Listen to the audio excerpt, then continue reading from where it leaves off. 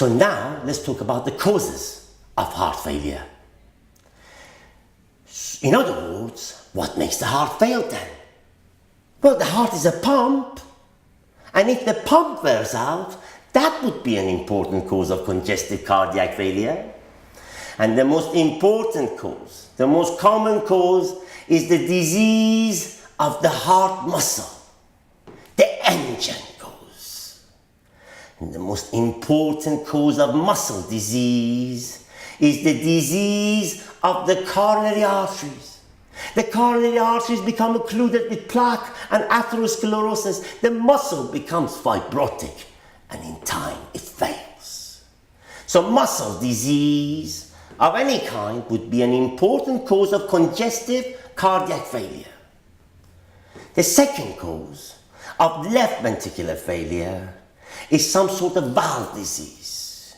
Either the valves become narrow or stenotic, or they become incompetent. Either way, the left ventricle has to work harder, and in time it will fail. And the third main cause of left ventricular failure is systemic hypertension. The blood pressure is unduly raised, and the left ventricle has to work harder and harder to pump that blood against an increased peripheral resistance, and it will fail. So within these three, we have the major causes of left heart failure: muscle disease, valve disease, and systemic hypertension. And I've already told you that right heart failure can occur on its own, but comparatively rare, and those things are like chronic lung disease, where the right ventricle has to work harder and harder to pump that blood against the diseased pulmonary circulation, and it will fail. Or disease of the thoracic chest wall, kyphoscoliosis, the bending of the spine, where the right ventricle has to work harder to pump blood against an abnormal pulmonary circulation, and it will fail. And the third main cause of right ventricular failure is a pulmonary emboli, an infarct.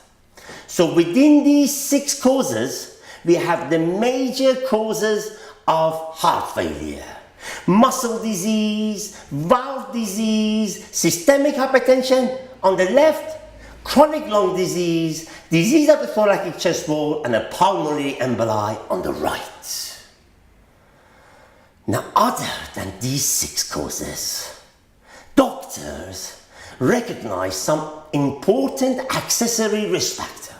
And the most important accessory risk factor is age. I mean, your heart can't go on pumping forever. It may pump till you're 86 and fail because the myocardium is ancient. I mean, there may be a degree of underlying coronary artery disease, but age is a very important accessory risk factor.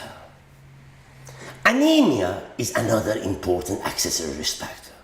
That is, if the myocardium is not getting enough oxygen herself and has to work harder to pump oxygenated blood to the various tissues, it may tip it into heart failure, particularly so if you have any of the other causes.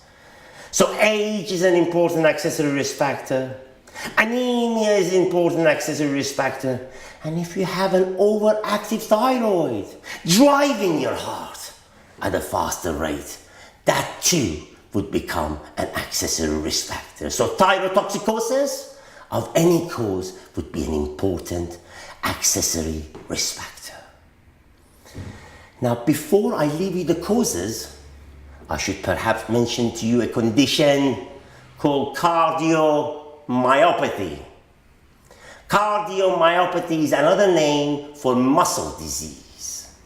I have already told you that coronary artery disease causes muscle disease, but there are a large number of other conditions which tend to do the same. In some cases, the myocardium is inflamed because of a viral infection. In some cases, the myocardium is infiltrated with abnormal material.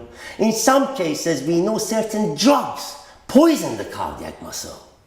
These are all lumped together and called cardiomyopathy. So if someone who is young with a normal blood pressure, no valve disease, no chronic lung disease, and no underlying coronary artery disease goes into cardiac failure, it would make the likelihood of a cardiomyopathy extremely